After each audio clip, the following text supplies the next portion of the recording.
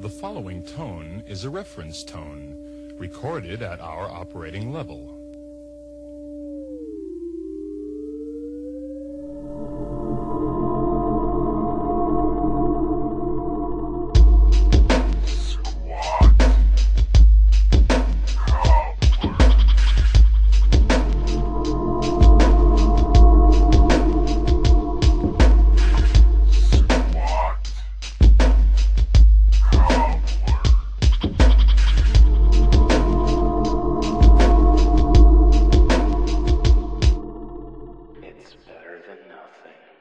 Hello, everyone, and welcome back to episode 13, take 2 of Squat Cobbler. I am Mike at Official Pagan, and joining me is... Hi, everybody. I'm Kelly at KELLYTHUL on Twitter, and indeed, this will be a second attempt to discuss Schools Out, since our first attempt had worse than the audio issues you've become used to in Squat Cobbler, because there was no audio for parts of it. I don't want to, at the risk of maybe sounding like some sort of crazy conspiracy theorist, I'm going to say that it's probably some sort of government conspiracy.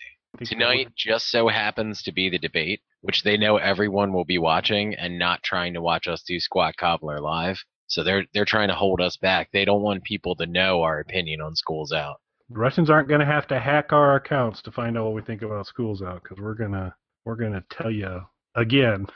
Again, right now. We are fighting the power, and we are going to make sure that you, whether you want it or not, are going to know everything you need to know about Schools Out, according to us. Trusted sources in Alice Cooper sense this year. All right, so Kelly, what's your sort of overall take on Schools Out? So overall, I enjoy this album quite a bit. There's a whole chunk of Alice albums here that run in a row that are all tremendously enjoyable.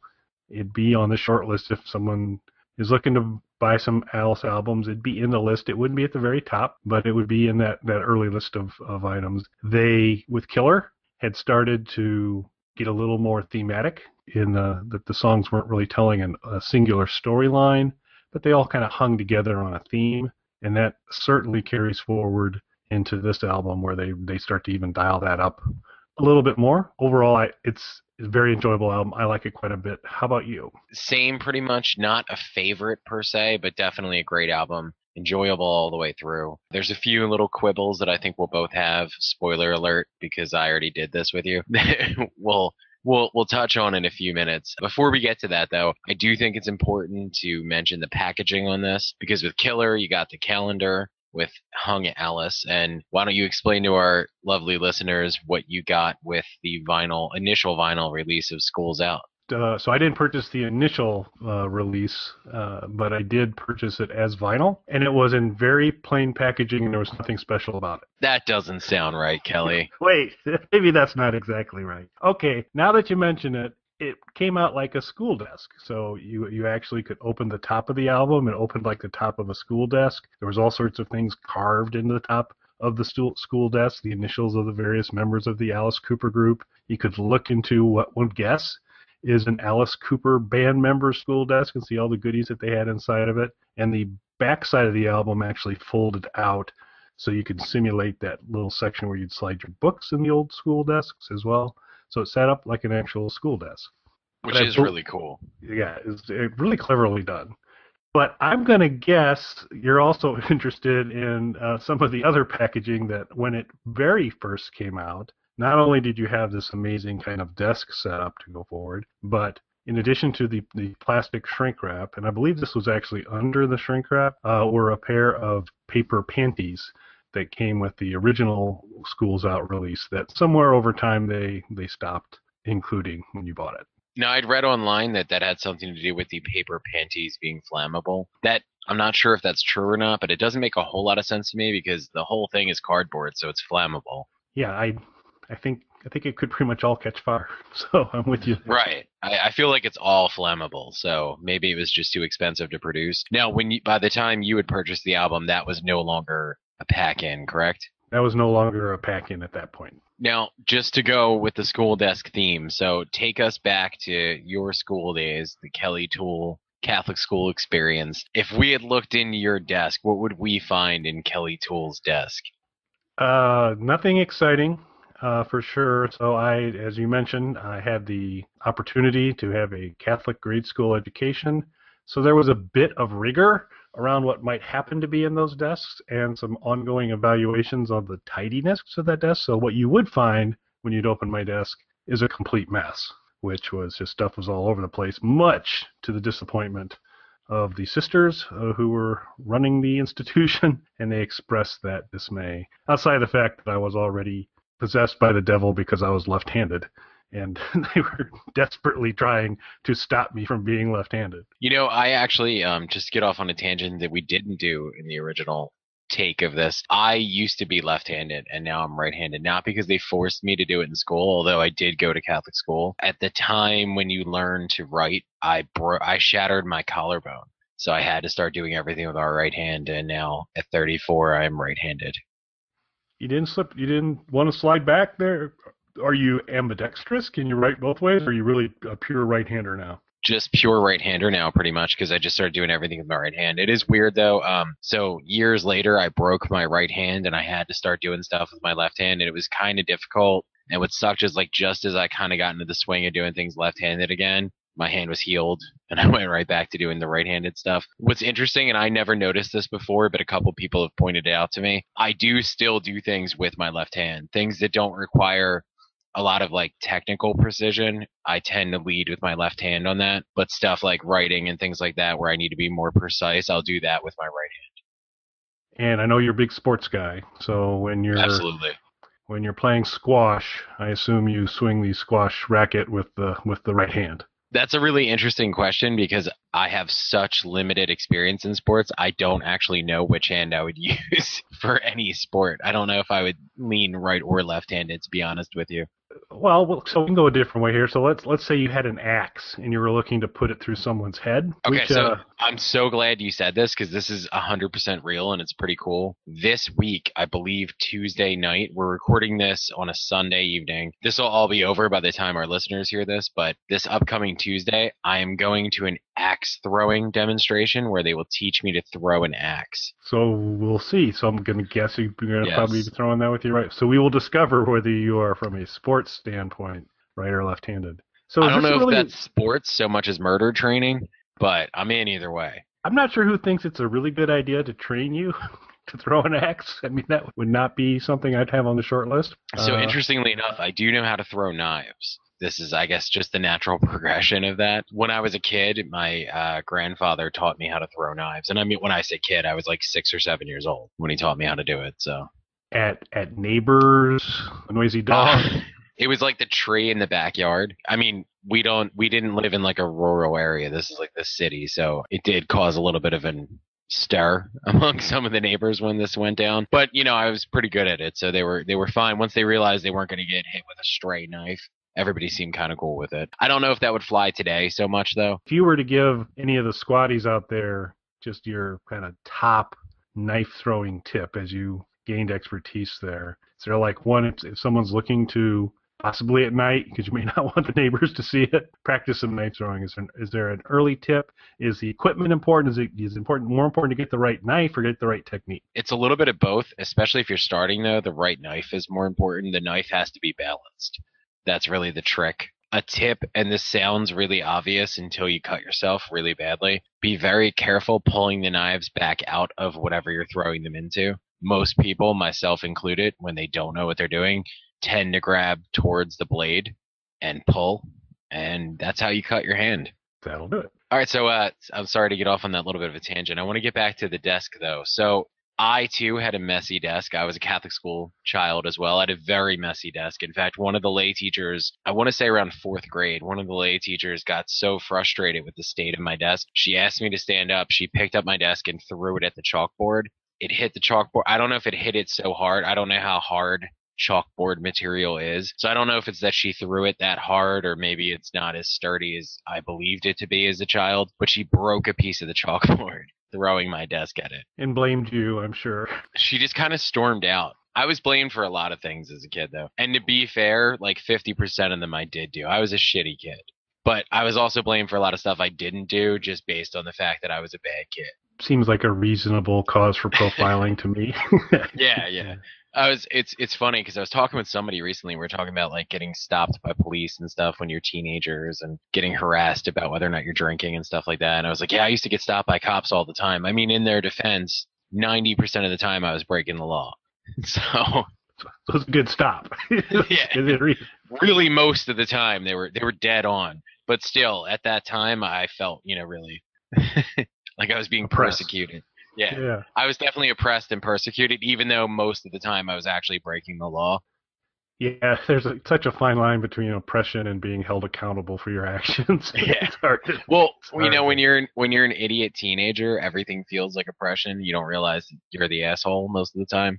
Except if there happen to be any teen listeners to Squat Cobbler, we Right. You guys are obviously geniuses. Yeah. clearly. Now getting back to your desk, so and of course tying it back to the album. So had we looked inside your desk, Kelly, would we have found panties, paper, or otherwise? So no, you would not. I am what they call in the scientific community a late bloomer, and so the charming debonair gentleman that you see today was not present until fairly late in life. There was not much opportunity for me to secure such items during the grade school / high school. And then high school, you didn't have a dedicated desk anyway. But I didn't have a storage issue. It wasn't a problem for me from there. However, since you asked the question, had we we'd stepped around the broken chalkboard and made our way back to your desk, what would we have found pennies there, paper or otherwise? Not in fourth grade, but definitely later than that, yes. There was one incident in particular, and you kind of heard this story already, but for our listeners, this is brand new. So there was my parents were divorced when I was very young, so I was shuffled back and forth between my parents until I became an emancipated minor at 16. But prior to that, I was shuffled back and forth, and one night I was at my father's house, and he was out for the evening, and I had a lady friend classmate over, and we were doing some very vigorous study work so that we would be prepared for school come Monday morning, obviously. And she wore this bright neon green thong to help her study and retain the information that we were. That is the most retainable color, I believe. I think yes, it is. I'm pretty sure I saw that on someone that might be being spoken of at the political debate right now, the presidential debate, as far as the future of our education system resting upon green thongs. However, if either one of the combatants this evening is sporting a bright neon green thong, I don't want to know it, and I never want to see it. Don't want to know it, never want to see it, and to be honest with you, I'm not sure which one would be worse to see in the green thong. I'm going to avoid trying to picture it. So anyway, my father was a very conservative Christian, straight-laced kind of guy. So he was not aware of these study sessions that were going on. It was, as far as he was aware, it was a study session that was going on. And so when we left that evening, I headed over to my mother's house, and I got a call from my young tutor who was with me, and she informed me that she had forgotten something at my father's house, and I was like, oh, that's cool. I'll just grab it after school or whatever and give it to you, thinking it was like a necklace or an earring or something like that. And she goes, no, I forgot something green at your father's house. And I felt like all of my insides were ripped out in one swoop.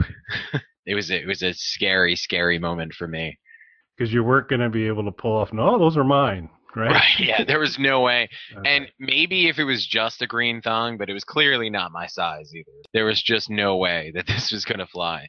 So the next morning we got there, and I got there very, very early thinking I brought her with me, and I thought we could sneak in, get them, and get back out before anyone was the wiser. Of course, that wasn't the case. Almost made it. Got into the house, got all the way upstairs. It was a 3-story home, so that wasn't as easy a task as you would think. Get up to the 3rd floor, get them. We make our way all the way back down, and sure enough, there's my dad waiting by the door. He heard us come in. And he starts questioning what's going on. So I was like, oh, well, she forgot something. And he's like, what did you forget? And luckily, she was much more intelligent than I am, and she had taken off one of her earrings in case we got caught so that she could present the earring in her hand and say that that's what she had lost.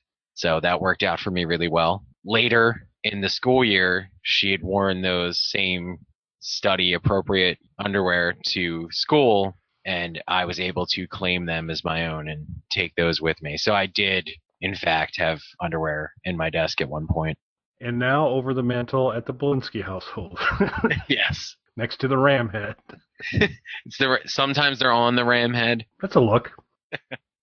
So I feel like that brings us actually to our first song on the album, now that we've thoroughly discussed the packaging. Yes, covered it in great detail. Worth a shot. I tried to go, there's nothing special about it. You did try to get around it because you knew it was coming. So the first track on the album, of course, the title song, School's Out. What are your thoughts on this, Kelly? So obviously, it's the song that the vast majority of people associate with Alice Cooper. I'm gonna guess it was his biggest hit. I don't know if it went to number one or not, but it is.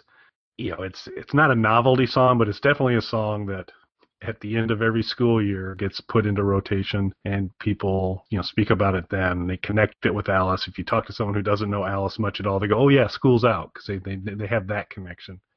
And it's got elements that are a lot of things that make Alice stuff great.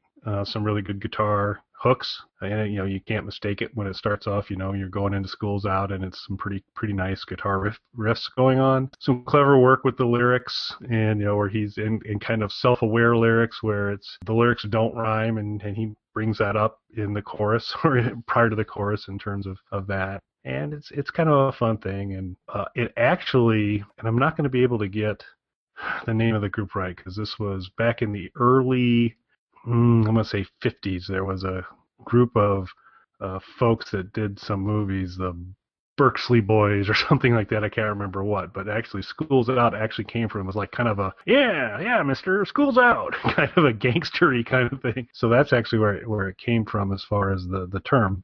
But I like the song. It is, and maybe I find a lot of his other stuff richer, and as we go through this album in particular, there's songs I like better than School's Out. I certainly enjoy hearing it anytime I do. You hear it a lot, and it's usually the ending song of most concerts, as you might expect. I'm a fan of it. I don't really have any complaints about the song. It's good guitar rock. It's fun. It's just not my favorite Alice Cooper song. Yeah, this song really kind of falls into the same category as 18 does for me, where it's a fine song. I enjoy hearing the song. It's definitely one of the most recognizable. Along with 18, it's probably the song most people associate with Alice Cooper if they're just casual listeners. I just don't think it's one of the strongest songs. I love the song. It's just not one of the strongest songs by the band. And somebody who's a little bit more of a dedicated fan like we are is just going to have so many favorites and such a familiarity with the catalog that I think these big hits like this, while we enjoy them, aren't going to resonate the same way that the album tracks like Halo of Flies, for example, would. I'd agree. And then, in fact, there's a couple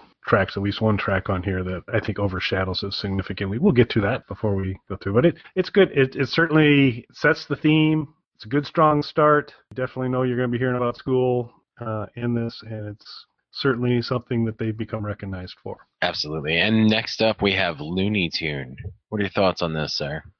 So this is a pretty diverse album in terms of sound. And I guess if you go back, there was a lot of diversity in Love It to Death, a decent amount in Killer as well. This goes into a couple different places where not every song is kind of line them up rock and roll. This is one of them that kind of second track on the album, and he already starts to depart kind of from kind of straightforward 3-chord hammer and rock and roll, kind of serpentine. It is revisiting a little bit of Alice as the cracked narrator, not necessarily being all there and being a little crazy. It's an enjoyable song. It is kind of different, and there's a lot in this album of some decent instrumentality, and some different instruments show up in this than have been in previous Alice albums, or featured more heavily at least. I enjoy it. I probably enjoy kind of the picture painted by the lyrics a little bit more than the actual song construction itself, but I like both. Yeah, pretty much the same here. And you touched on something that's important to note. Not only is the instrumentation on this album strong, particularly for me, the guitar and bass work on this really stands out in a different way than it had on the previous couple of records. And you hear some stuff that really wasn't a major part of their sound before on this record, particularly keyboards really being brought to the forefront rather than just being used as something to accent. And we also get a lot of horns and stuff on this record that we haven't heard up until this point. Which brings us to our next song, Yes, indeed. Speaking of things you might not expect to hear, so we have Gutter Cats versus the Jets. Explain this to our listeners, sir. So it's a pretty awesome song, first of all, but you want to be Team Gutter Cat gang, because Team Gutter Cat is the Alice Cooper group, and they're cool. And the Jets, yes, they're those Jets. They're the West Side Story Jets, and they sing some of the West Side Story, when you're a jet all the way stuff in here. So you get the front part of the song, which is establishing the Gutter Cat gang, which is Alice's gang, who then inexplicably runs into the Broadway Jets gang, who's kind of singing in their Broadway way, and they have a clash. But this to me is a cool song. This is, you got Alice in one of his nicer vocal executions, really kind of spitting out the lyrics on there in terms of talking about the gang and these types of things. And then, just some eloquent things about romance, because, he talks about a young lady that's drawn his attention, and because he's a gutter cat, he frames it in those terms. He talks about, she made my eyes bug out, my tail stand up, and I ain't even in heat for a month, which I thought, is almost a Valentine. It's kind of very nice that way. I mean, if I was going to write my own wedding vows, it would be hard not to quote that directly. What a missed opportunity that was. Why more people haven't used those? If you want to renew your vows with Mrs. Toole, it just so happens not one but two ministers. That's right. Well, I'm a minister. I don't have the certificate because you got to pay money for that. But I got the email back saying I'm in. So. There you go. See, you're ordained. Now you just need to make some Reverend Kelly merchandise, and you don't have to pay taxes on it, I heard. I wouldn't know anything about that, of course. So my take on this song, this is actually surprisingly not the first time, even up until this point in the Alice Cooper catalog, that we've heard them sort of delve into that Broadway musical end of the pool. I do think, though, that the little thing they did in Halo of Flies with the Sound of Music sort of callback in there was a little bit more effective than the West Side Story element of this. But the first part of the song, the Gutter Cats part of the song, Alice's delivery is just so good that it makes the song for me. Yeah, it's great. I'd agree completely, and it's particularly the front part of the song is super fun. There's a couple kind of moments through this. This is a very good album, but as you contrast it to some of the previous works and actually some of the works that are coming up, there's just a couple times where it was kind of making some of the safe calls in a very, I don't want to call it unimaginative, but it was kind of a straight read on, you got the Gutter Cats, and so you're going to do the Jets, and it was more of a straight read of it, whereas Halo of Flies and pulling in a little Sound of Music kind of call in, it was a little more clever, I think. So, but it's still, this is one of the best songs on this album. I think it's really fun, and then it kind of extends.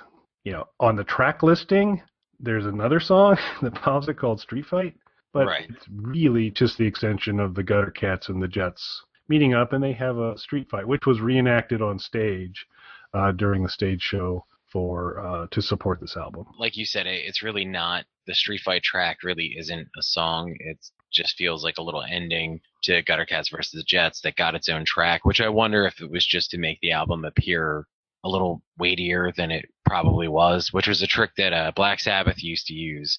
If you look at the early pressings, and some of the reissues do it as well, but it's not on all of them. Their first few albums, which are really only like 6 or 7 songs a piece because of the length of the tracks, they would name the intros of the songs to make it look like there were more songs on the album than there actually were, as a selling point for the album.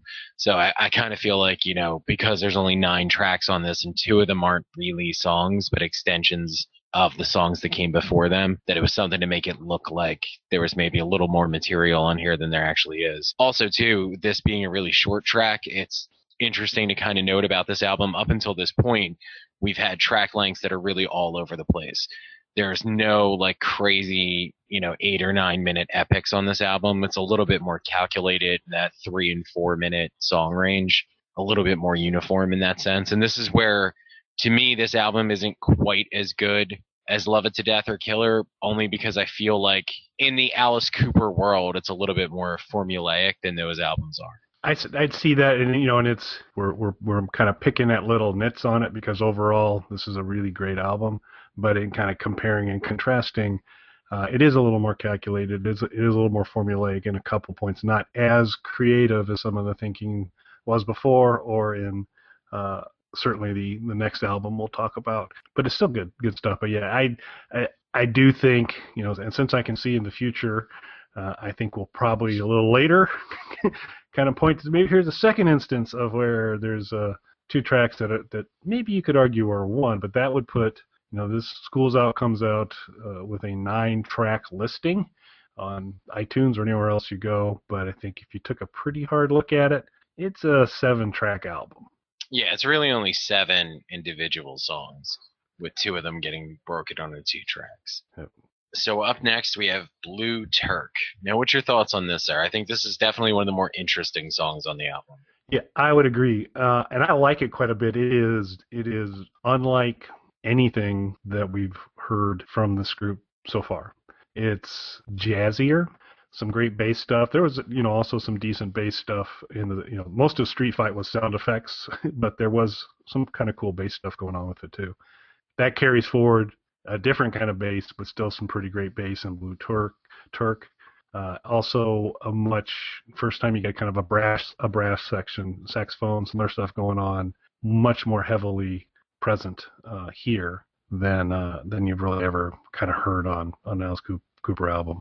Again, as any Cooper release has, there's all these kind of magical lyrical moments towards the tail end of the song, where in the early parts of the song, the person singing the song is very complimentary. You're so very picturesque, this type of thing. But you get to the end, and instead it's kind of taken a turn, and now it's like, you're so very ordinary, tastes like whiskey on your breath, and earthworms rule your brain. Which is somewhere, there's a T-shirt in there somewhere, I think. Absolutely, and correct me if I'm wrong, but this one, listening to it, kind of put me in the same mind in the vocal delivery, not in any other way in the song itself. The vocal delivery reminds me of a couple of parts of Dwight Fry. I think there are a couple elements in here, and then there's another song where there's a super strong Dwight Fry. But there's I think the frantic part of Dwight Fry shows up a little later in this album, but some of the mid parts of Dwight Fry show up in this song. I'd agree. You get kind of some of that. You get bluesy, jazzy, kind of not meandering, but it's kind of a cool, slow song, but with some great vocal work and some decent lyrics. Yeah, absolutely. And you brought up an important point as well. So Street Fight, which really isn't its own song, does have a kind of cool bass thing going on, and that continues in a different way into this song. And this is really the first time for the Alice Cooper group that bass was so prominent as it is in these 2 tracks.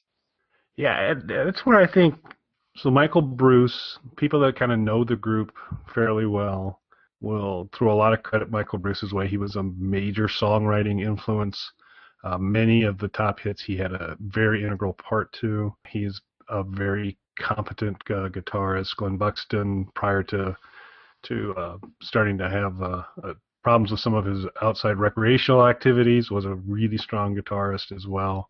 So you had a couple of guitarists people pay attention to. Neil Smith was kind of this weird force of nature to watch on drums, because he's like 6'6" and big long arms and flailing around and doing some of these really unique drum lines that come out of Cooper songs. But you don't hear folks talk much about Dennis Dunaway, the bass player, but he's a pretty good bass player.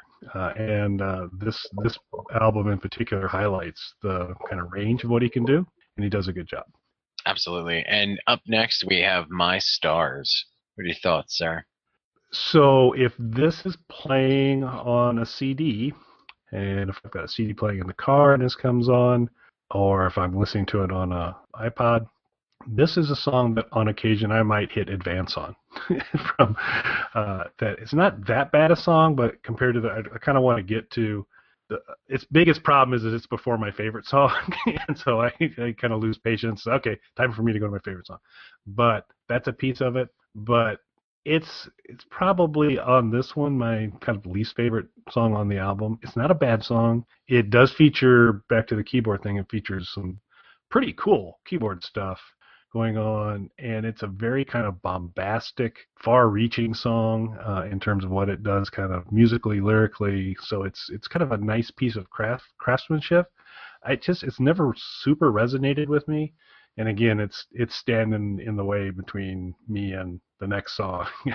That's not a good place to be. So musically, it's probably the strongest song in the album in terms of just the technical precision of it. But I also agree with you. It at the same time might be my least favorite of the 7 real songs on the album. It's probably my least favorite. It's very, very indicative of the stuff you hear on mainstream rock and roll records of that time, though. Like it almost puts you in mind of a Meatloaf type of thing. Yeah, it's that big kind of high production, bombastic, and the keyboards. Bob Ezrin, who had begun to do the producing for them, was also Bob's not a bad keyboard player, and he's been playing it throughout starting with Love It to Death. And this one lets him kind of be featured almost as more of a full band member because he gets a decent amount of time on this song. The keyboards are much more prominent in this, whereas on Love It to Death and Killer, it's predominantly for effect. Whereas on this, you really get the feeling it's an instrument that's standing alongside the guitars, for better or worse. I'd agree. I know you like skipping this song, so do you want to just get right to the next one? I think we just need to hit forward and go to the next one, which is my favorite song on this album by far.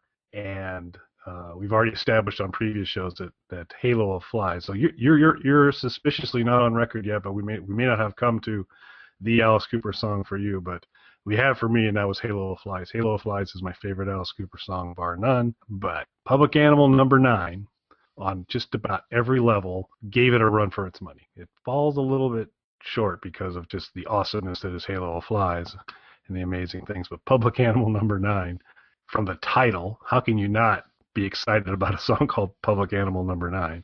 And that kind of playful crisscross of Public Enemy number 1, Public School number this, coming up with Public Animal number 9. It's a great song. And this, when you mentioned Dwight Fry-esque vocal delivery, Public Animal number 9 is sung quite a bit in this song.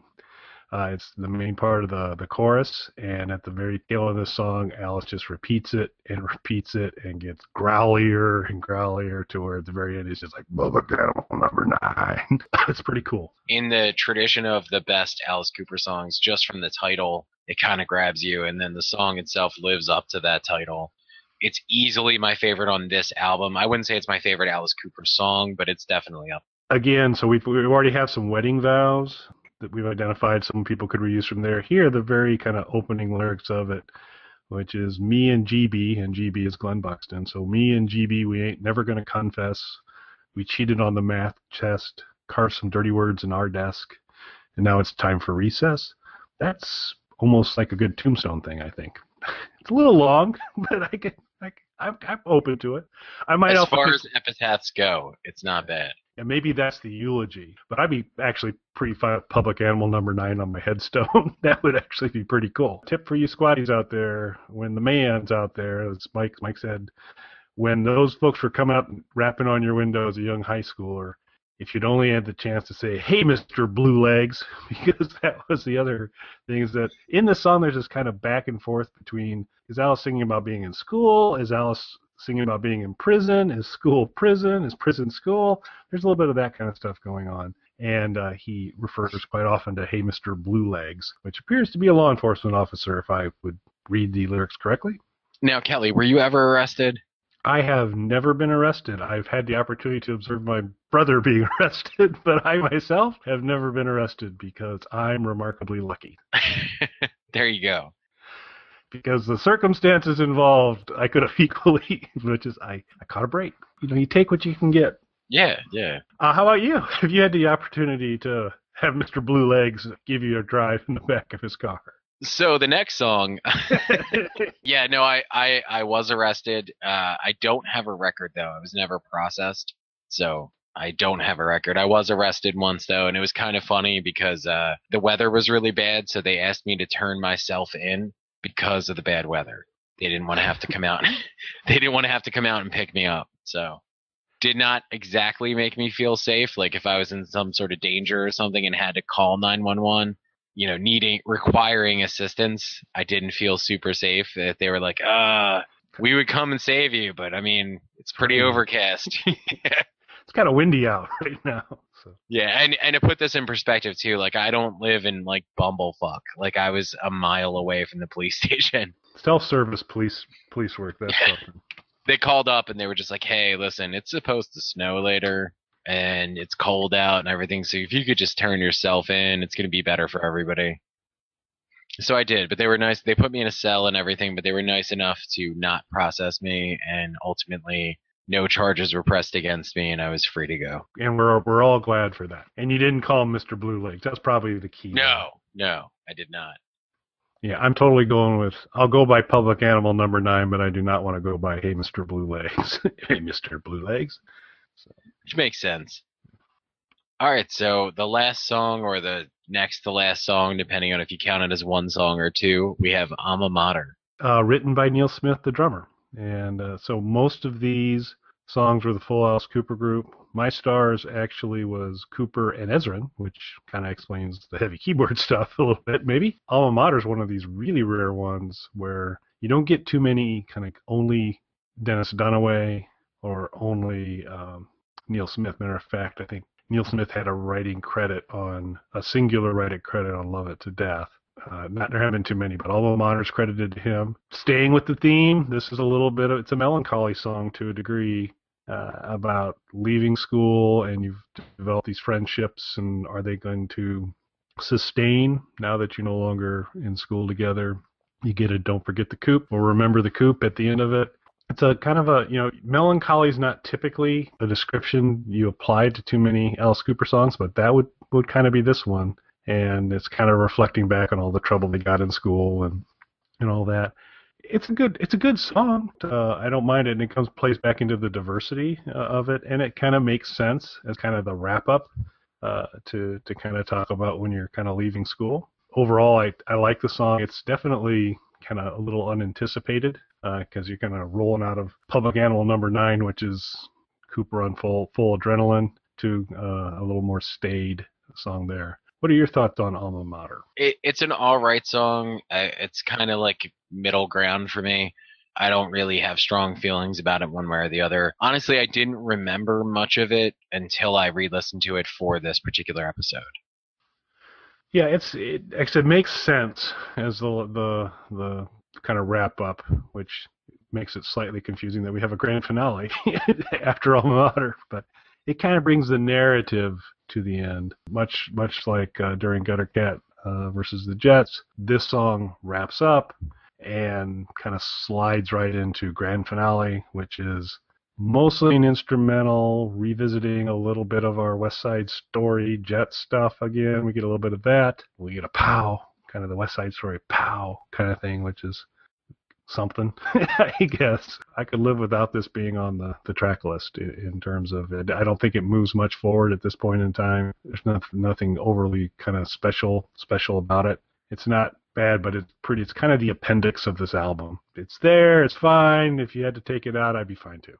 Yeah, I mean, it really just feels like an extended instrumental that should have been a part of Alma Mater at the end of it, but, in keeping with the more uniform song length and getting the track listing up a little bit, probably from 7 to 9 songs, gets its own track, which it probably, I don't mind it being on there, but probably should not have been its own track. Fair enough.